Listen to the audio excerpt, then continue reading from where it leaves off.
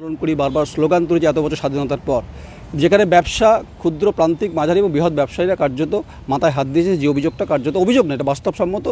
এখন সেই ইস্যুতে সরকারের মনোভাব নিয়ে আমরা কথা বলবো, শাসক দল বিরোধী দল কথা বলবো। অনেক প্রান্তিক স্তরের ব্যবসায়ী, ক্ষুদ্র স্তরের ব্যবসায়ী, বৃহৎ ব্যবসায়ী, বাজারি ব্যবসায়ী, তাদের অবস্থা এই মুহূর্তে অর্থনৈতিকভাবে পিছনের দিকে হাঁটছে।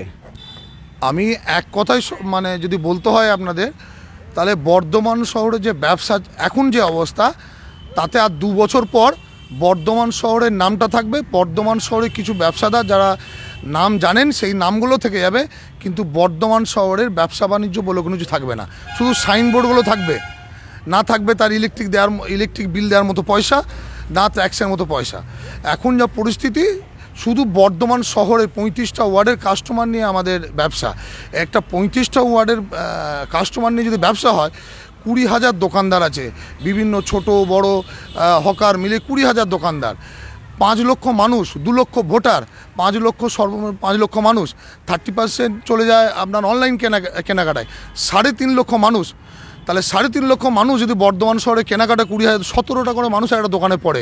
আমি ম্যাক্সিমাম দোকানে ঘুরে দেখুন, কারো বিকাল 5টায় বউনি হয়, কারো 3 দিন বউনি হয়নি, কারো 4 দিন বউনি হয়নি।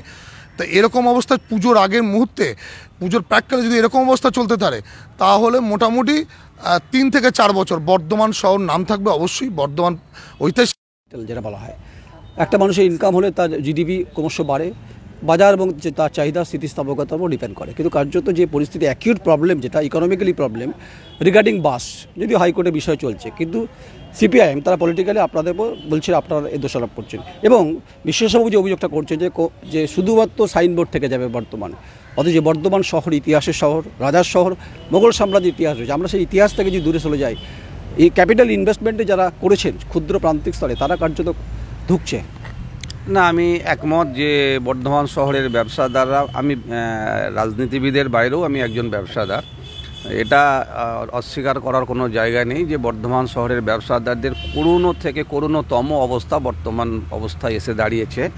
এর জন্য আমরা একে অপরকে দোষারোপ করে কোন রাজনৈতিক দল, কোন রাজনৈতিক সময়কালীন সরকার এর জন্য দায়ী, এই বিষয়গুলোকে যদি বলতে হয় তাহলে আরও অনেক, শুধু রাজনৈতিক নেতৃত্বকে নিয়ে ডিবেট করলে সেটা আমরা সেখানে বলতে পারবো। কিন্তু আমি এই ডিবেট থেকে আশা করব যে একটা সমাধানের রাস্তা আমরা দেখাতে পারি, পথ দেখাতে পারি, এই রকম একটা আলোচনা হলে সেটা ভালো হয়। মূলত আমরা জানি যে বর্ধমান শহরের ভিতর দিয়ে যে রাস্তাটা পারবে না, এই পরিকল্পনাটা যারা গ্রহণ করেছিল প্রথমেই, সেই সময়েই মনে হয় সঠিক ভাবনাটা ভাবা হয়নি। কারা করেনি বলছেন? বাম সরকারের আমলে যেটা শুরু হয়েছিল, বাম ফ্রন্টের বোর্ডের আমলে যেটা শুরু হয়েছিল, সেই সময়ের এই ভাবনাটা এলো কেন? এই সমস্ত ইতিহাসবিদ যারা নিজেদের অত্যন্ত পণ্ডিত মনে করেন, তাদের মাথায় এটা এলো কেন যে এটা grand trunk road, GT road, এটাকে যদি এই রাস্তার উপর দিয়ে যদি বাসকে আমি কন্ট্রোল করতে না পারি প্রশাসনকে কাজে লাগিয়ে, তাহলে সেটা সব থেকে এক ভয়ানক সিদ্ধান্ত হতে যাচ্ছে। এই ভাবনাটা তখনই ভাবা উচিত ছিল। যাই হোক, আমি এই দোষারোপটার জায়গা থেকে আমি যেহেতু ওনারা করেছেন বলে একটা কথা বললাম, পরবর্তী ক্ষেত্রে আমি বলবো যে আমাদের এখানকার যারা দায়িত্বপ্রাপ্ত বিভিন্ন স্তরের ব্যক্তিত্ব আছেন, আপনি পুরসভা বলুন, আপনারা বিডিএ বলুন, বা আদার স্তরে যারা আছেন, তারা সকলেই সচেষ্ট। কিন্তু আপনারা জানেন যে কোর্ট হচ্ছে সর্বোচ্চ ক্ষমতা সম্পন্ন। সেখানকার যে রায় আপনারা দেখেছেন বেরিয়েছে, যে 2 দল বাস কর্তৃপক্ষ একে অপরের বিরুদ্ধে অভিযোগ জানিয়ে কোর্টে যাওয়ার পরিপ্রেক্ষিতে বিচারক তৎকালীন সময়ে ওই বাস মালিকদের যা ব্যবস্থা, তার উপর থেকে বিচার দিয়েছেন, তার রায় দান করেছেন। আসলে রব সাহেব, এই ইস্যুর মধ্যে পলিটিক্যাল সিস্টেম ঢুকে যাবে। কারণেই যদি আমরা ক্যাপিটাল ইনভেস্টমেন্টের কথা বলি না, কারণ আপনি বামফ্রন্টের কথা বলছেন, বামফ্রন্ট যদি ভুল করে থাকে, আমি ধরে নিচ্ছি তর্কের খাতে ওরা ভুল করেছিল, আপনারা তো বিকল্প ভাবনার শরিক, আপনার মমতা বন্দ্যোপাধ্যায় মুখ্যমন্ত্রী সে কথা বলেন, বিকল্প ভাবনা আপনারা কেন ভাবেননি? তাহলে অবশ্যই আমি সেই কথাটাই যাচ্ছি, যে অবশ্যই যে জিটি রোডটা ঐতিহাসিক রোড, সেই জায়গাতে বিকল্প ভাবা উচিত ছিল। আমাদের তৎকালীন সময়ের নেতৃত্ব সেই পূর্বতন চিন্তাভাবনা, বাম শরিকদের বাম সিদ্ধান্তের সঙ্গে সহমত পোষণ করে এক শ্রেণীর ব্যবসাদারদের নিয়ে বৈঠক করে, প্রশাসনের সঙ্গে বৈঠক করে, তাদের সকলের মতামত নিয়ে অধিকাংশের মতামতের পক্ষে এই পথটাকে বাছলেন। আমার ব্যক্তিগত মত হিসাবে আমি এই পথের পথিক নই। আমি মনে করি আজকের দিনে দাঁড়িয়েও যদি হাওড়া স্টেশন থেকে জনবহুল এলাকায় বাস পেরিয়ে নদী পেরিয়ে যদি আমাদের ওই হ্যারিসন রোড ধরে অর্থাৎ মহাত্মা গান্ধী রোড ধরে বাস যাতায়াত করতে পারে, তাহলে আমার এখনও দৃঢ় বিশ্বাস প্রশাসনিক সঠিক সিদ্ধান্ত এবং সঠিক মেনটেনেন্সের মধ্য দিয়ে বর্ধমান শহরের এ পাশ থেকে ও পাশ বাস নিয়ে যাওয়া উচিত বলে আমার ব্যক্তিগত মত। এটা 1 নম্বর। 2 নম্বর হচ্ছে আমি বিশ্বাস করি যে ভারতবর্ষের এমন কোনো জংশন স্টেশন নেই যে জংশন স্টেশনকে বাস কভার করে না। রব সাহেব, আপনি তো যে কথা বলছেন ব্যক্তিগত জায়গা থেকে আপনি বলছেন, আপনি তো নিজে একজন সংবেদনশীল মানুষ plus businessman plus political leader. আপনি ভাবতে পারছেন আপনার শাসক দলে যারা নেতৃত্ব আছে, যারা মুখ্যমন্ত্রী বা প্রশাসনিক যারা আছে বা পলিটিক্যাল সিস্টেমে যারা আছে আপনাদের, তারা ভাবতে পারছে না কেন? না, আমাদের শাসক দলের যারা বৈঠকে থাকেন তাদের বাইরেও প্রশাসনিক কর্তারা থাকেন। আমাদের দলের একজন প্রতিনিধি যান, তিনি তার বক্তব্য নিশ্চিতভাবে সেখানে জনগণের পক্ষেই হয়তো রাখেন, কিন্তু প্রশাসন যে রিপোর্ট কলকাতায় পাঠায় সেই রিপোর্টের ভিত্তিতেই পরবর্তী সিদ্ধান্ত হয়। হয়তোবা প্রশাসনের কোনো একটি স্তর থেকে সেই রিপোর্টটা সঠিকভাবে প্রেরণ করা হয় না। আমার মনে হয় যেন যদি হতো, আমাদের মমতা বন্দ্যোপাধ্যায় রাজ্যের মাননীয় মুখ্যমন্ত্রী অত্যন্ত মানবিক, তিনি এত বেশি সংবেদনশীল, এত বেশি মানবিক, আপনারা তার প্রতিটি সিদ্ধান্ত বিগত 12 বছরের ক্ষেত্রে দেখেছেন। আমার বিশ্বাস এই ব্যাপারে সঠিক যদি প্রশাসনিক রিপোর্ট সেখানে যেত, উনি নিশ্চিতভাবে এই বিষয়ে দৃষ্টি আকর্ষণ করতেন এবং মানুষের পক্ষে থাকতেন, ব্যবসাদারদের পক্ষে থাকতেন। আমি আসবো বিশ্বাস আপনার কাছে আসবো। আমি শেষ করিনি পলিটিক্যালটাকে, দিয়ে আসছি আপনার কাছে। দেবজিৎ সিংহ রায় যুব মোর্চার সাধারণ সম্পাদক, যে কথা বলছেন আপনি কি একমত? প্রথমত যে গ্রস প্রফিট থাকে আর রেশিও অফ ক্যাপিটাল থাকে। রেশিও অফ ক্যাপিটালের এফেক্ট হচ্ছে ক্ষুদ্র প্রান্তিক স্তরের সমস্ত ব্যবসায়ীরা কার্যত বাসের পরিপ্রেক্ষিতে বামফ্রন্ট ভুল করেছে, তৃণমূল ভুল করেছে, এই সমস্ত দোষারোপ তো চলছে, কিন্তু আসলে যারা মেরুদণ্ড ব্যবসা অর্থনীতি তারা কার্যত মার খাচ্ছে। সেখানে আপনার দলের এখানকার লোকাল মেম্বার অফ পার্লামেন্ট রয়েছে। পলিটিক্যালি যদি আসি, আপনাদের কি ভূমিকা রয়েছে? দেখুন, এটা মেম্বার অফ পার্লামেন্টের বিষয় নয়, বিষয়টা হচ্ছে একবারেই মানে গ্রাউন্ড লেভেলের বিষয়। এটা আমাদের একদম লোকাল ইস্যু এবং এটা আমাদের লোকাল ইস্যুটা তো আপনার মেম্বার অফ পার্লামেন্ট এখানকার জানা উচিত তো, নিশ্চয়ই জানেন, আপনারা জানিয়েছেন? জানেন উনি, আমাদের আউলাইজিও জানেন ব্যাপারটা, ওনাকে বলা হয়েছে। তো আমার তৃণমূলের বন্ধু রাব সাহেব যেটা বলছিলেন যে প্রশাসনের একটা অংশ গিয়ে হয়তো ভুল রিপোর্ট দিয়েছে, কিন্তু এটা হবে কেন? ওনারা যদি সঠিকভাবে বিবেচনা করতেন, করে যদি ব্যবসায়ীদের একটা অংশকে ওই প্রশাসনের অংশের সঙ্গে জুড়ে দিয়ে যদি রিপোর্টটা পাঠাতেন, তাহলে তো রিপোর্টটা ভালো হতো না এবং সেই সঠিক রিপোর্টটা পৌঁছাতো। এই দায়টা কার? এই গোটা সিস্টেমের দায় কার? না, এই দায়টা ওনাদেরই নিতে হবে। প্রশাসনটা ওনাদের কন্ট্রোলে চলছে, প্রশাসনটা ওনারাই চালাচ্ছেন, ওনাদের অঙ্গুলি হেলানোই প্রশাসন চলে।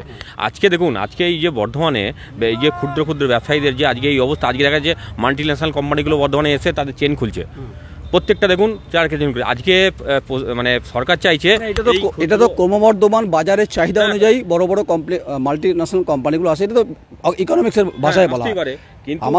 কিন্তু বর্ধমানে যে একদম আদি যে সমস্ত আমাদের দোকানগুলো রয়েছে, যে সমস্ত ব্যবসাদাররা রয়েছে, আমরা আজ সেই বাবা কাকাদের আমল থেকে দেখে আসছি যে কত কত দোকান আমাদের বিসি রোডে রয়েছে। হ্যাঁ, সুধীর রঞ্জন কুমার সাউ, আপনি যুব মোর্চার সাধারণ সম্পাদক, আপনি একই মত হবেন। আমার কথা হচ্ছে যে শিরদাঁড়াটা আমাদের প্রত্যেকে থাকে, তো মেরুদণ্ড থাকে। মেরুদণ্ড মানে অর্থনীতিটা খুব গুরুত্বপূর্ণ, যেটার উপরে কার্যত গোটা দেশ, রাজ্য এবং জেলা দাঁড়িয়ে থাকে। বর্ধমান শহরে যে পরিস্থিতি, কার্যত ছোট প্রান্তিক স্তরের ব্যবসা কার্যত ঢুকছে। রব সাহেব বললেন যে এটা কোথাও না কোথাও ইনফরমেশন ল্যাক চলছে প্রশাসনিকভাবে। আবার উনি নিজে একজন যেহেতু ব্যবসার সঙ্গে যুক্ত, ওনার মত ভিন্ন হতে পারে। বামফ্রন্ট দায়ী করছেন, বিশ্বাসবাবুরাও ফেস করছেন, আমরাও ফেস করছি, আপনিও ফেস করছেন, কারণ প্রত্যেকটি মানুষ কিন্তু এখানে ক্রেতা এবং বিক্রেতার বিষয় থাকে। এই গোটা ইস্যুটার দায়টা কার অ্যাকচুয়ালি? দেখুন, যে কোনো খেলায় দেখবেন খুব ভালো বোঝাপড়া, একটা টিম ওয়ার্ক ভালো হয়, পারফরমেন্স ভালো হয়। এখানে দেখছে সিপিএম বন্ধু আর তৃণমূলের বন্ধুর এত সুন্দর বোঝাপড়া আছে যে এর দায় ওর উপরে ঠেলছে, ওর দায় ওর উপরে ঠেলছে, আবার দিয়ে দিল্লি থেকে একসাথে বসে চা খাচ্ছে টেবিলে। তো সে কারণে এখন এই দায় ঠেললে হবে না। ইন্ডিয়া জোটে যাবেন না, এই ইস্যুতে সমাধান কী হবে সেটা বলতে হবে। যেখানে আপনি বললেন সাংসদের কথা, আজ তৃণমূলের দাদারা আছে, ওনারা বলতে পারবেন আজ অবধি সাংসদকে কোনো প্রশাসনিক বৈঠকে বর্ধমানে ডেকেছেন? আজ অবধি সাংসদ আমাদের প্রশাসনিক বৈঠকে আমন্ত্রণ পায়নি। তাহলে তার মানে কি আমরা বুঝে নেবো সাংসদ কি প্রশাসনের বাইরে? বর্ধমানের ঢিলছোড়া দূরত্ব, যেখানে ব্যবসায়ীদের হৃৎপিণ্ড কার্জন গেট, সেখান থেকে ঢিলছোড়া দূরত্বে আছে আমাদের বিধায়ক সাহেবের অফিস। সেই বিধায়ক সাহেব কি এইসব বিষয় নিয়ে কি অবগত নন? কালকে তো উনি স্টেশনে দাঁড়িয়ে বড় বড় কথা বলেছেন, বর্ধমান শহরের শেষ কথা আমি যা বলবো তাই হবে। তাহলে কি উনি জানেন না, নাকি উনি কোথাও একটা বোঝাপড়া হচ্ছে না বলে ব্যবসায়ীদের সাথে চুপ করে যাচ্ছেন? তো এই ব্যবসায়ীদের যে এই কষ্টগুলো দীর্ঘদিন ধরে চলে আসছে, আজ তৃণমূল বন্ধু সিপিএমের উপরে চলছে, সিপিএম বন্ধু তৃণমূলের উপরে চলছে, কিন্তু সমাধানটা কি হবে? সুধীরবাবু, পলিটিক্যাল সিস্টেমের কাজ হচ্ছে প্রত্যেকের বিরুদ্ধচারণ করা। আমি বলছি ওটা নয়, আমি বলছি ক্যাপিটাল ইনভেস্টমেন্ট যেটা হয়েছে বা যেটা করেছে বিশ্বসভাবরা করেছেন বা ক্ষুদ্র প্রান্তিক ব্যবসায়ীরা করছে, তারা কার্যত এই মুহূর্তে বিপন্ন অবস্থায় রয়েছে। এর থেকে মুক্তির পথ কি? কাউকে টার্গেট করে লাভ নেই, ইস্যুটাতে আসুন আপনি। এর থেকে মুক্তির পথ কি? মুক্তির পথ, এখানে বিডিএ আছে, ডিএম আছে ঢিল ছোড়া দূরত্বে, কাছে আবার মিউনিসিপ্যালিটি আছে। এনারা একটা বোর্ড, আজ অবধি এই ব্যবসায়ীদের নিয়ে কি কোনো বোর্ড মিটিং হয়েছে বা বোর্ড গঠন হয়েছে? কোনো কিছু হয়নি। তো ব্যবসায়ীদের দুঃখের কথা ওনারা জানতে যাননি, কোনো কাউন্সিলর অবধি জানতে যাননি। কৌশিকবাবু, আপনি কি একমত? একদম সহমত। কেননা বর্ধমান শহর হচ্ছে গ্রামভিত্তিক আমাদের শহর। গ্রামের চারিপাশে মানুষরা বর্ধমান শহরে আসেন। আজকে বর্ধমান শহরে যা অবস্থা করেছেন তাতে খুবই করুণ অবস্থা। ছোট থেকে বড় ব্যবসায়ী সবারই খুব খারাপ অবস্থা, এবং ইনারা কাদা ছোড়াছুড়ি করতে থাকবেন, এতে কোনোরূপ কিছু নয়। একটাই শুধু আমাদের দাবি যে এতে সুরাহা কী করে হবে, প্রশাসনকে না করে, না শাসক দলকে, না ব্যবসায়ীকে। আমরা চাই যে ছোট ব্যবসায়ী যারা শর্ট আউট দ্য প্রবলেম চাইছি একদম। আমরা আসবো, অবশ্যই আসবো। না, প্রত্যেকটি পলিটিক্যাল পার্টির কাছে আমাদের সৌজন্য হচ্ছে, যেমন আপনি বাম তেমনি তৃণমূল কংগ্রেস শাসক দল, তেমনি বিজেপি জনতা পার্টি, প্রত্যেকের সঙ্গে প্রত্যেকের কথা বলতে হবে। হ্যাঁ, সমস্যাটা আমাদের কাছে শুনুন, ব্যাপারটা কি আমাদের সমাধান। যখন আমি প্রত্যেককে ডেকেছি তারা তো গেস্ট। হ্যাঁ, বলুন, একজন করে প্রতিনিধি বলুন। কারণ সমস্যাটা হচ্ছে ব্যবসাদারদের, যারা ক্ষুদ্র প্রান্তে কত করুণ কাহিনী শুনবেন। আমি তো বললাম 2 বছর পরে বর্ধমান নামটা থাকবে, ব্যবসা থাকবে না, কিন্তু বাস্তব তথ্য শুনবেন। সাধারণ নাগরিকরা বর্ধমান ঢোকে না। বর্ধমান শহরের পরিধি জানেন? বর্ধমান শহর মানে 35 ওয়ার্ডের শহর। বর্ধমান কি ছিল 2010 সালে যখন এই দুটো বাস স্ট্যান্ড বামফ্রন্ট শুরু করলো? এটার প্রয়োজন কি ছিল? প্রয়োজন তো ছিল না। প্রত্যেক শহরে বাস স্ট্যান্ড আছে, স্টেশনের কাছে বাস স্ট্যান্ড আছে। পৃথিবীতে কোন শহর আছে দেখুন শহরের মধ্যে বাস স্ট্যান্ড নাই? বর্ধমানে একমাত্র তার জ্বলন্ত উদাহরণ। বর্ধমানে গিনিজ বুকে নাম লাগা ডাক্তারপাড়া আছে, পৃথিবীতে কোথাও নাই। সেই জায়গায় বাস স্ট্যান্ড নাই। ইউনিভার্সিটির পাশে বাস চলে, কিন্তু বর্ধমানে বাস চলে না। এর কারণ কি? জিটি রোডে কোথায় বাস চলে না দেখিয়ে দিন। গোটা জিটি রোড দিল্লি থেকে আমার যেখান থেকে উৎপত্তি শেরশাহ আমল থেকে, কোন জায়গায় দিল্লিতে বাস চলে না? কোন জায়গায় জিটি রোড উপর দিয়ে বাস চলে না? আর এমন কি কনজাস্টেড, বড়বাজার থেকে কনজাস্টেড, ধর্মতলার থেকে কনজাস্টেড। দিল্লিতে 4 ঘন্টা 7 ঘন্টা জ্যাম হয়, তারপরেও নতুন বাস স্ট্যান্ড তৈরি হয়। ব্যাঙ্গালোরে সারাদিন জ্যাম থাকে, তারপরও নতুন বাস স্ট্যান্ডের টার্মিনাল তৈরি হয়। এখানে ব্যবসাদারদের ভাবার জন্য কেউ নেই। 2010 সালে দুটো বাস স্ট্যান্ড বামফ্রন্ট করলো, আর 2012 সালে তৃণমূল গভর্নমেন্ট এসে যথারীতি দুটো জায়গায় চলে গেল। দুজনের দায়িত্ব সম পরিমাণ দায়ী। আমরা বারবার যাচ্ছি। আমরা বারবার ডিএম ম্যাডামকে খুব কম হলো আমরা 10টা চিঠি লিখেছি, একবারও কেউ মিটিংয়ে ডাকিনি। কোর্ট কি করে এলো? কোর্টটা কিভাবে এলো? কোর্ট এলো কখন? কোর্ট তো পরে এসেছে। আগে বাস স্ট্যান্ডগুলো তুলে দেওয়া হয়েছে, বড় বাস বন্ধ হয়েছে, ছোটো বাসে ঝামেলা হয়ে কোর্ট এসছে। তার আগে কোর্ট আসেনি। আমাদের দুর্দশাকে 10 বছর ধরে কমেছে? 10 বছর ধরে কমেনি। দুর্দশা আমরা বিভিন্ন দপ্তরে চিঠির পর চিঠি পাঠিয়েছি, কেউ একবার এসে বসেনি। হ্যাঁ, আমরা অবশ্যই ধন্যবাদ জানাই আমাদের মাননীয় মুখ্যমন্ত্রীকে। ওনাকে কিছুদিন আগেই আমি ফোন করেছিলাম, উনি সঙ্গে আরটিওকে ইমিডিয়েট অ্যাকশনের জন্য বলেছেন। কালকে আমাদের সভা আছে, সেখানে বলবো। পরিবহন মন্ত্রীর কাছে আমরা গিয়েছিলাম পরশুদিন। উনি সঙ্গে আমাদের যেদিন বলেছি তার পরের দিনই ডেট দিয়েছেন। সরকারের বিষয় মুখ্যমন্ত্রী এবং পরিবহন মন্ত্রী যেটা বলছেন, আশাবাদী আপনি? আমি বলছি পরিবহন মন্ত্রীর কাছে আমরা গেছি, আমরা আশাবাদী। পরিবহন মন্ত্রীকে আমরা বললাম আমি এ ব্যাপারে কিছুই জানি না বললেন। কিন্তু আমরা যেরকমভাবে আপনাদের কাছে বলছি যে বর্ধমান শহরে কোনো বাস স্ট্যান্ড নেই, আর জ্যাম প্রত্যেকটা শহরে আছে। পুলিশ প্রশাসন আছে, তারা ট্রাফিক পুলিশ আছে, তারা জ্যাম পরিষ্কার ঠিক করার জন্য তারা তো এইসব করবে। তাদের তো কাজ যেখানে ভিড় হবে ঠিক করা, কিন্তু তারা তাদের কাজ করবেন। আমাদের কাজ হচ্ছে আমরা যদি ক্রেতা না আসে, জানেন বর্ধমান শহরে 2013 সালের আগে কত ক্রেতা ছিল? 750 বাস চলতো তিনকোনিয়া বাস স্ট্যান্ডে। তার ক্রেতার সংখ্যা মাসে 2 কোটি নাগরিক বর্ধমান শহরের ভেতর ঢুকতো। আপনি আমাকে একটা ব্যাখ্যা দিন তো, 1 মাস হলো প্রায় হতে চললো, আমি যদি অর্থনৈতিক ভাষায় হিসেব করি কত টাকা লস হলো এখন? এটা 1 মাসের গল্প নয়, এটা 21 সাল থেকে চলছে গোটা বিষয়টা। না 21 সাল না, 1 মাসের গল্প নয়, 10 বছর ধরে এরকম পরিস্থিতি। অ্যাকিউট প্রবলেম, অ্যাকিউট বাস আটকানো আর রুট বদল, এটা কি? বলুন। এটা প্রবলেমটা 10 বছরের প্রবলেম। 1 মাসে আপনার এই দিকের বরশুল আর এই 20 কিলোমিটার ধরে গোটা 40-50টা বাস বন্ধ হয়েছে। তাতে কি অনেক বড় প্রবলেমটা 10 বছর ধরে ক্ষয়িষ্ণু অবস্থা ব্যবসাদার। 10 বছর ধরে আপনারা কোনো সে অর্থে মানে আমরা আপনারা করেছি বিভিন্ন চিঠি, আমি আপনাকে রিসিভের কপি রিসিভ দিয়ে দেবো। এমনকি মলয় ঘটক সে সময় আমাদের উনি ডিএম ম্যাডামকে চিঠি পাঠিয়েছিলেন, তার তখন অন্যজন ছিলেন, তার কোনো উত্তর আসেনি। বিশ্বসভা আমি আপনার সঙ্গে একমত হলাম যে 10 বছর ধরে অ্যাকিউট প্রবলেম চলছে, ঠিক। আমি বলছি বিগত 2 বছর ধরে, 3 বছর, 2.5 বছর ধরলাম, বর্ধমান শহরে বাস নিয়ে একটা জটিলতা তৈরি হয়েছে। আমি 10 বছরের কথা বলবো না 2 বছরের কথা বলবো? না 10 বছর ধরেই বলবো। কারণ হচ্ছে যে বামফ্রন্টের যিনি বললেন, প্রথম কারণ হচ্ছে বাস স্ট্যান্ডটা এখানে উঠলো কেন? আমার প্রথম প্রশ্ন বামফ্রন্টকে। আমি আসবো আপনার কাছে, আপনিও বোধহয় ব্যবসায়ী সংগঠনের সঙ্গে যুক্ত, উনি যে কথা বলছেন আপনি একমতই হবেন। অ্যাকচুয়ালি যে সরলরেখাটা দাঁড়িয়ে আছে, আমরা তো অর্থনীতি খুব গুরুত্বপূর্ণ আমাদের দেশে, সবার সমাজ জীবনের ক্ষেত্রে গুরুত্বপূর্ণ। বিরাট ক্ষতিগ্রস্ত তৈরি করছে, 10 সাল থেকে চলছে, এখনও অবধি সেই প্রবলেম মেটেনি। আমি বলছি শর্ট আউট প্রবলেমটা সলভ করবে কে? প্রশাসনই করবে, বড় বড় যারা পদে আছেন তারাই, তাদের দিকেই তো আমরা তাকিয়ে সব করছি। আর বর্ধমান শুধু গোটা ভারতবর্ষই ধরুন এই করোনাকালে এমনি ক্ষতিগ্রস্ত হয়েছে অর্থনীতির দিক থেকে, বর্ধমান আরেকটা বেশিভাবে ক্ষতিগ্রস্ত, সেটা হচ্ছে বাস স্ট্যান্ড হারিয়ে। মানে আগে যে মানে বাইরে থেকে গ্রামের লোকরা আসতো, তারা আসা বন্ধ করে দিয়েছে। এমনকি আমার রিলেটিভ সামান্য খেতিয়ায় বাড়ি, তারা এত ধরপাকড় হয়, এইসব হয় বলে তারাও আসা বন্ধ করে দিচ্ছে শহরে। বর্ধমান শহরে 10 টাকা ভাড়া লাগতো। আপনি আরামবাগ থেকে আসুন, বর্ধমান শহরে পরিচয় কত ছিলেন জানেন? এই একটা শহর যে কলকাতার পাশের শহর, যার ইতিহাস, ঐতিহ্য, পরিকল্পনা সব অনন্য ছিল। সেই শহরে হুগলি, বীরভূম, বাঁকুড়া, পুরুলিয়া, মেদিনীপুর, ঝাড়গ্রাম, আচ্ছা বীরভূম, নদিয়া, এই ডিস্ট্রিক্টগুলো আপনার সঙ্গে একমত, এতগুলো একদম আপনার সঙ্গে আমি বলেনি।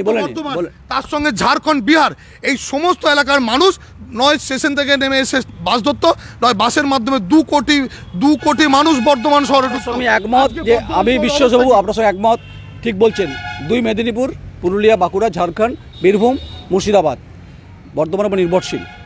আমি বলছি রে, এত বছর ধরে যে পরিস্থিতি তৈরি হলো, আপনি 2010 থেকে বলছেন, আমি বলছি একটা ক্যাপিটাল, একটা খুব ইনভেস্টমেন্টের বড় ব্যাপার, বারবার বলছি, যেটাতে ক্ষতিগ্রস্ত হচ্ছে।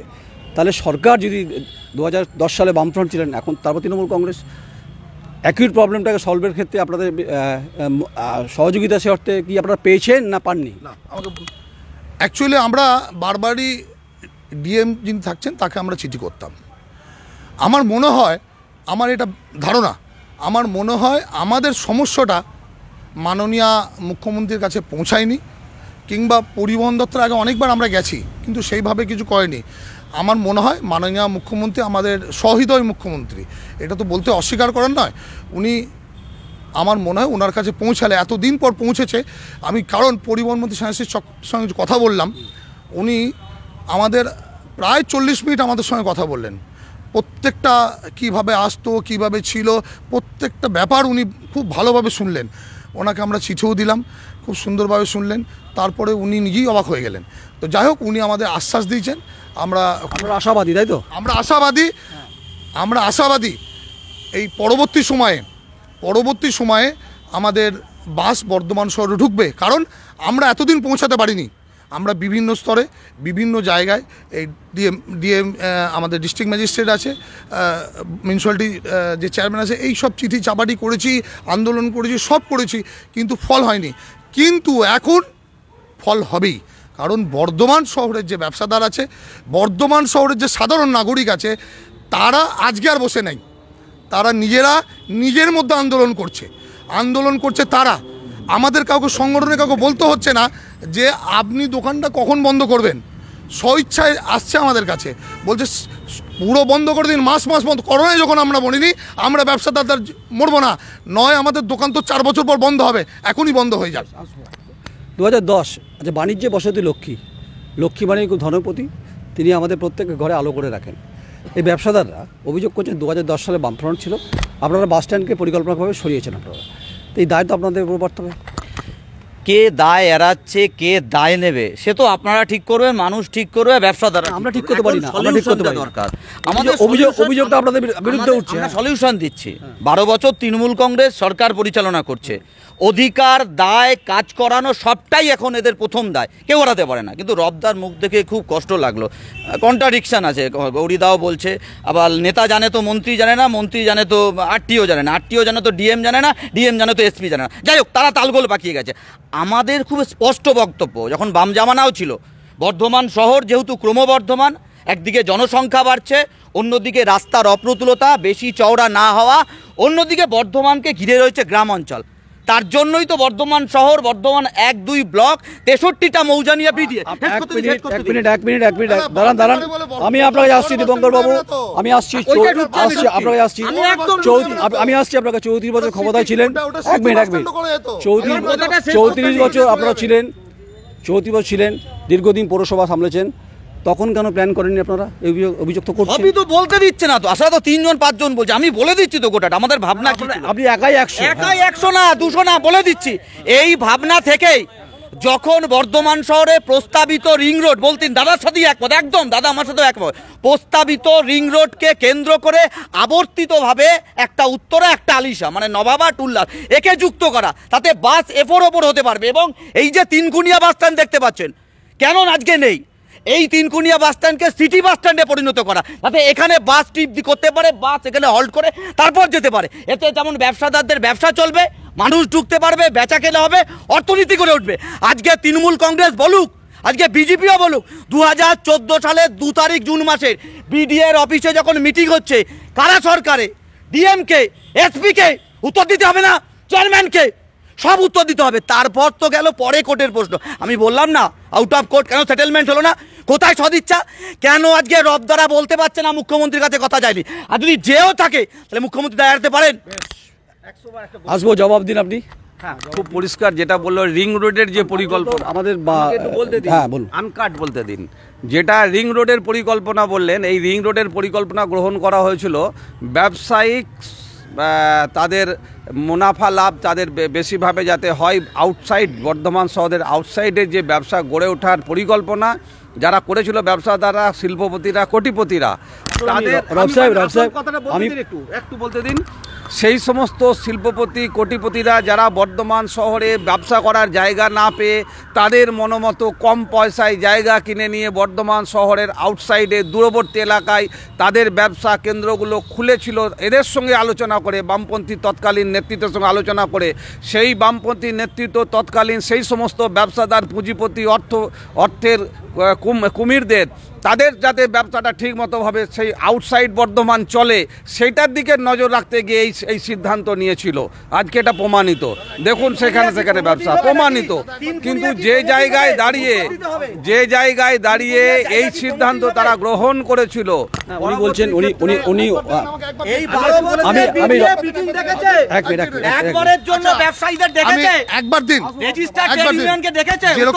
যেরকম এরা বামপন্থী সরকার আমলে 2টো বাস স্ট্যান্ড হলো, আমাদের দেখা হলো না, যেরকমভাবে দ্বিতীয়বার প্রশাসন করলো তৃণমূল, সেরকমভাবে আমাদের এমপি যারা এমপি মানে বর্ধমান শহরের যিনি এমপি, রাজ্যসভায় বিল পাস হয়, লোকসভায় বিল পাস হয়, বর্ধমানের উনি এমপি, তাহলে এতগুলো মানুষ দুর্দশার মধ্যে দিয়ে চলছে, উনি কি এই যে তথ্যটা লোকসভায় পেশ করতে পারলেন না? একদম বিজেপির দিকে ইঙ্গিত দেবজ্যোতি সিংহ রায়। আমি রব সাহেব আপনার কাছে আসবো, গরিদা আপনার কাছে আসবো, কার্যত একদমই তীর ধনুকের তীর আপনাদের দিকে।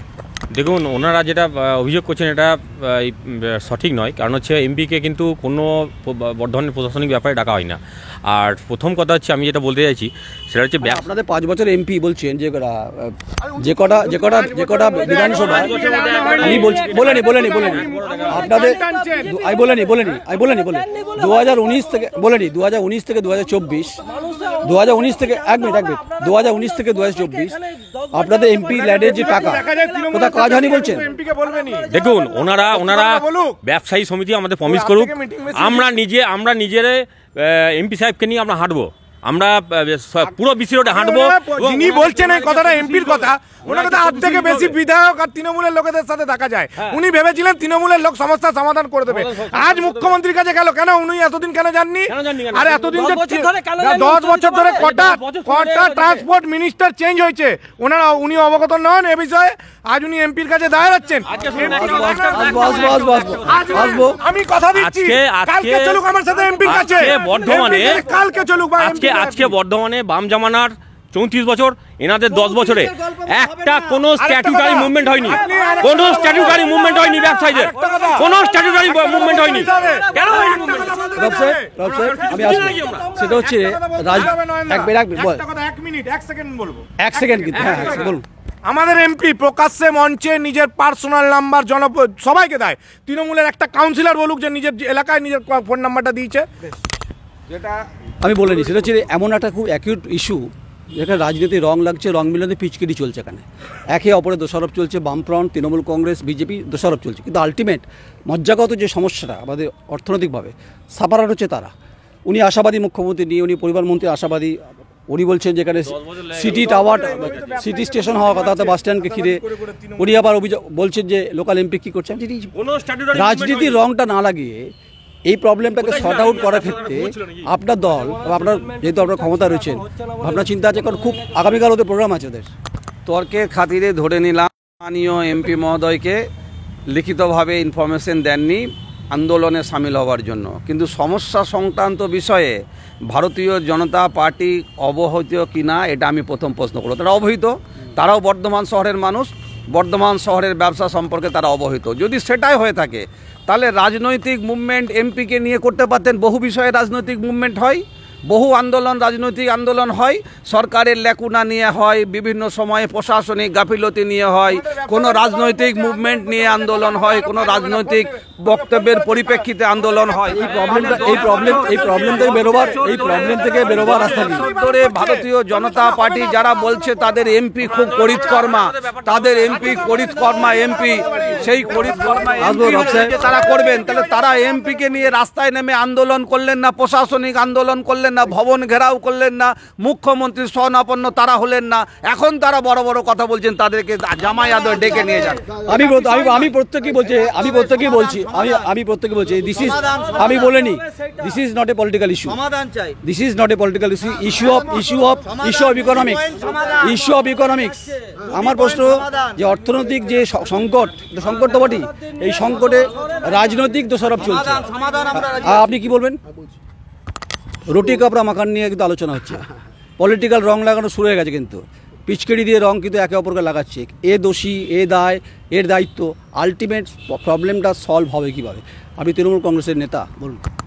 শুনুন, ব্যবসায়ী সমিতি থেকে যারা বলছেন ব্যবসার ক্ষেত্রে একটা খারাপ অবস্থা এসছে, এতে কোনো সন্দেহ মানছেন? এটা নিশ্চয়ই, সেটা কোনো সন্দেহ নেই।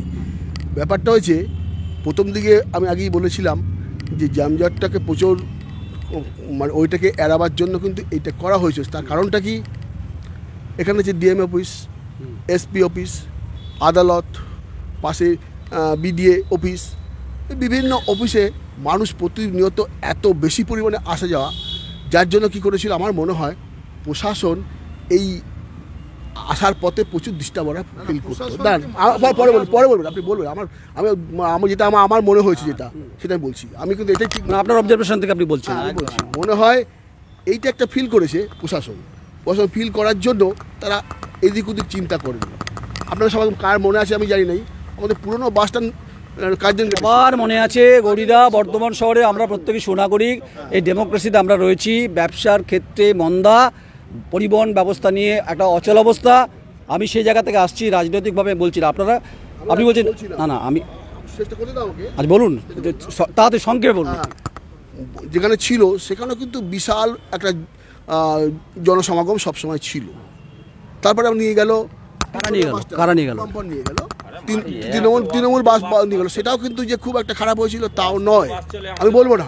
তার কারণ হচ্ছে এই জন্যই সেখানে বর্ধমান শহর থেকে সেখানে যাচ্ছিল এবং সেই হচ্ছিল। কিন্তু বর্তমানে যে পরিস্থিতি তৈরি হয়ে আছে সেই পরিস্থিতিটাকে কাটাবার জন্য প্রশাসনকে নিয়ে বসতে হবে। এবং মমতা ব্যানার্জি যেটা বলেছে আমি অনেক জায়গায় দেখেছি, এই যে আপনি আপনি আপনি সহমত পোষণ করছেন ওনার সঙ্গে যে প্রশাসনিক উদ্যোগ হলে এই সমস্যার সমাধান হতে পারে, তাই তো? আমি আসবো সেটা হচ্ছে রুটি বলেনি আমি, আমাকে শেষ করতে হবে গোটা অনুষ্ঠানটা। সমাধান আমি 1 মিনিট, আপনি 30 সেকেন্ডে শেষ করুন। আমি সমাধানটাই বলতে চাই, শর্ট আউট দ্য প্রবলেম। ওইভাবে করলে সব তো বলা যায় না। আমি বলছি শর্ট আউট দ্য প্রবলেম। যেটা আমি বলতে চাইছি যে এরকম আমি অনেক শহরই দেখেছি যে শহরের মধ্য থেকে বাস যায় এবং বাস যাওয়ার পরে সেখান থেকে জোর করে বাসটাকে নিয়ে যায় অন্যদিকে, এদিক দিয়ে যাওয়া যায় ফাঁকা, কিন্তু নেবে না, বাসটাকে নিয়ে যায়। যেমন বাঁকুড়া পার্থসারথী দেখেছি, তাই তো? আমার মনে হয় এই বাসটাকে যদি যেটা আরামবাগ দিক থেকে আসে ওটা যদি ইউনিভার্সিটির ওই পাশ থেকে ঘুরিয়ে আমাদের তিনকোনিয়া বাস স্ট্যান্ডের মতো একটা জায়গাতে একটা করা যায়, ওইখান থেকে করে যদি যায় তাহলে মোটামুটি বড় শহরটা বাঁচে। Good proposal. আমি শাসক দলের আমি আপনি সেটা নিশ্চয়ই ডিফেন্ড করবেন। আমি বাম বন্ধুর কাছে আসি, উনি অনেকক্ষণ ধরে বলছেন যে আপনাকে বলতে দেওয়া হচ্ছে না। রুটি কাবড়া মাকানে না রুটি কাবড়া মাকানে ইস্যু তো চলে যাচ্ছে, রাজনীতির ব্যাপার, দোষারোপ চলছে, পাল্টা দোষারোপ চলছে। উনি একটা সাজেশন দিলেন, এই ক্ষয়িষ্ণু পরিস্থিতির জন্য পলিটিক্যাল সিস্টেম দায়ী নাকি বর্তমান সরকার দায়ী নাকি আপনাদের 34 বছরের নন ইমপ্লিমেন্টেশনের জন্য দায়ী? কে দায়ী? এরা মার খাচ্ছে ব্যবসায়, কারণ ক্যাপিটাল ইনভেস্টমেন্ট এদের কিন্তু হয়েছে। গৌরীবাবু যা বললো তাতে আমাদের ভাবনা যে বিজ্ঞানসম্মত ছিল সেইটা কার্যকরী করতে পারলেই এর সমাধান। ধন্যবাদ ওনাকে, অন্তত শাসক দল স্বীকার করে নিল যে বাম জামানার যা ভাবনা ছিল সেটা ঠিক। নাম্বার 2, ব্যবসাদারদের স্বার্থ মানে হচ্ছে বাস ঢোকা না ঢোকা। মানুষের অভিজ্ঞতা বাস বন্ধ করে দিয়ে যে যানজট মুক্ত হয়ে গেছে এমন না। তাহলে কেন যানজট পাকালো? সেই জটে ঢুকতে হবে। সেখানে কাজ করছে তোলাবাজি, পলিটিক্যাল এজেন্ডা তৈরি করা হচ্ছে তোলার জন্য, ওই জায়গায় আঘাত আনতে হবে। নাম্বার 3, যেটা করতে হবে এই চক্রাকারে করা, যদি না করতে পারি তাহলে কিন্তু আমরা মানুষকে ভেতর পর্যন্ত নিয়ে আসতে পারবো না। আর মানুষ যদি ইন্টারেস্ট হারায় ব্যবসাদাররা ঢুকবে। কালই কথা হচ্ছিল একজন ব্যবসাদারের সঙ্গে বিসি রোডে, তিনি বলছে ভাই পুজোর সময় এই সময় অন্তত 4-5 লাখ টাকা বিক্রি হয়ে যায়, এখন বিক্রি করছি মাত্র 62,000 টাকা। কোন জায়গায় দাঁড়িয়ে রয়েছে? দক্ষিণ দামোদরের মানুষ আসছে না, শেয়ারা বাজারের মানুষ আসছে না, মেমারির মানুষ ঢুকছে না, বরশুলের মানুষ ঢুকছে না। তাহলে আমাদের একদম দেখতে হবে কেন উল্লাস বাস স্ট্যান্ড ঢুকছে, উল্লাস বাস স্ট্যান্ড কেন চনমনে নেই, ব্যবসা কেন সমৃদ্ধি ঘটছে না। তার জন্য ইমিডিয়েট, যেহেতু প্রশাসন তাদের দায়, তাদের এই এখতিয়ার আছে, ব্যবসায়ী সমিতি, ব্যবসাদারদের সংগঠন, অ্যাসোসিয়েশন যাই থাক, বাস ওনার্স মালিক যারা আছে তাদের সংগঠন, অ্যাসোসিয়েশন যাই থাক, প্রশাসনের প্রতিনিধি, বিডিএর প্রতিনিধি এবং তার সাথে সাথে মিউনিসিপ্যালিটি এবং রেজিস্টার্ড ইউনিয়ন, খুব গুরুত্বপূর্ণ। রাজনীতি থাকবেই, আপনি চান বা না চান চলে আসবে, কেননা একটা রাজনৈতিক দলই হচ্ছে লোকাল অটোনমাস বডি বা সরকার পরিচালনা করে। আমি আসবো যে সত্যি politics is the possible industry, জানেন তো? সব ক্ষেত্রে দেখেছি, জীবন বন্ধনের ক্ষেত্রেই হোক আর গোটা পরিকল্পিত ঘটনাই হোক আর রাজ্যের বিভিন্ন ইস্যুতে পলিটিক্স আসবেই দাদা। দিকটা তো ইতিবাচক থাকবে। আমরা রিলিফ দেবো কি দেবো না এই ভাইদের? কেনা বেচা হবে কি হবে না? গলসির মানুষ ঢুকবে কি ঢুকবে না? তাকে কেন গাটের টাকা খরচ করে 2 বার করে বর্ধমানে আসতে হবে? এইটা তো আমাদের পাবলিক ইন্টারেস্ট। কোর্টে গিয়ে শুধু সমাধান বা কেস করে দিলাম, তার মধ্যে দিয়ে কিন্তু বিপর্যয় আসছে, এনাদের কথাতেই প্রমাণিত। ফলে আউট অফ কোর্ট সেটেলমেন্ট, কোর্টের বাইরে সবাইকে নিয়ে মিটিং ডাকা, শুধু এমএলএকে ডেকে নেবো বদ্ধ করে, ডিএমের সাথে ঘুচুঘুচু করবো, আমি সব, এসব চলবে না। দার্জিলিংয়ে এমপি ছিল, 5 বছর দেখা পাইনি, বর্ধমানে এমপি হয়েছে বিজেপির, উনি বলছে জানি না। কেন জানবে না? এইটা ওনার ফল্ট। বর্ধমানের রিপ্রেজেন্টেশন করছে, তাহলে উনি যদি না জানতে পারে ওনাকেও দায়িত্ব দিতে হবে। আমি অনুষ্ঠান শেষ করব, আমি শেষ করার আগে আমি বলিনি আপনাকে আসবো, আমি আপনার কাছেই আসবো, কারণ আপনি হচ্ছেন মূল ইস্যুর মূল ফোকাস। এক কথা শুরু থেকেই বলছি, সত্যি আপনি যা বলছেন যে রুটি কাবড়া মাকানের প্রশ্ন, অর্থনৈতিকভাবে সবাই বিপর্যস্ত, ঠিক কথা। 2010-এ এই প্রবলেম, 2023-এ এই প্রবলেম, আর তার মধ্যে পলিটিক্স ঢুকবেই। আমার কথা হচ্ছে এখান থেকে ওভারকাম করার ক্ষেত্রে সরকারের কী মনোভাব হওয়া উচিত এবং আপনাদের কী মনোভাব হওয়া উচিত? সরকারের মনোভাব উচিত, কারণ এই যে নাগরিক বর্ধমান শহরে আছে, শুধু ব্যবসাদারও নাগরিক, যিনি প্রশাসনে বসে আছেন তিনিও নাগরিক, যিনি এমপি এমএলএ তিনিও নাগরিক। নাগরিকের যে জনস্বার্থ, সেই জনস্বার্থর ব্যাপারটা আগে চিন্তা করা উচিত। বর্ধমান শহর কি ছিল আমাদের কোনো কিছু চাই না, একটাই চাই, বর্ধমান 2010 সালে যা ছিল সেই 2010 সালের বর্ধমানকে ফিরিয়ে দিতে হবে। আমরা যেরকম ছিলাম, তিনকোনিয়া বাস স্ট্যান্ডে 5টা মিউনিসিপ্যালিটির মার্কেট আছে। বিশ্ববাবু কী করে ফিরিয়ে দেবে বলুন তো? 2010 থেকে 2023 এত রাস্তাঘাট এবং এত দোকানদার হয়েছে, কি করে ফিরিয়ে দেবে? তাহলে কি বুলডোজার আনতে হবে নাকি? বলুন। রাস্তাঘাট 2010-এর থেকে এখন অনেক বেশি চওড়া, জিটিওর অনেক বেশি চওড়া। আর জ্যাম যে কথাটা এতদিন ধরে বলে আসছেন না, জ্যাম এমন কোনো শহর নেই পৃথিবীতে জ্যাম হয় না। তা জ্যামের জন্য সেখানে দোকানপাট বন্ধ হয়ে গেছে না বাস বন্ধ হয়ে গেছে? আপনি কোন শহর আমাকে উল্লেখ করে দিন যে শহরের ভেতর দিয়ে বাস চলতো? আসানসোল বাস স্ট্যান্ড শহরের মধ্যে 5 দিনের মধ্যে আবার বাস নতুন করে আবার সেই বাস স্ট্যান্ডে ফিরে এসছে। এখানে এটা পরিকল্পনাহীন আর উদ্দেশ্য প্রণোদিত নাকি সেটা জানি না, কিন্তু আমার যেটা মনে হয়েছে এই বাস স্ট্যান্ড যদি পরিকল্পনা মাফিক করা হতো, দুদিকে যে বাস স্ট্যান্ড হচ্ছে উইংস বাস স্ট্যান্ড, একটা সিটি টার্মিনাল করে তিনকোনিয়াকে টার্মিনাল করে যদি ঢোকানো হতো, বাসগুলোকে 5 মিনিট রেখে ঢোকানো যেত, দিয়ে বাস যথারীতি বর্ধমানের ভেতর দিয়ে যেগুলো কানলা, কাটোয়া, গুসকরা, দুর্গাপুর থেকে আসছে সেই বাসগুলো যেত উল্লাসে। আর যেহেতু দক্ষিণ দামোদর বাস আছে, বরশুল আছে, হুগলির বাস যেসব আসছে তারা যেত নবাবহাট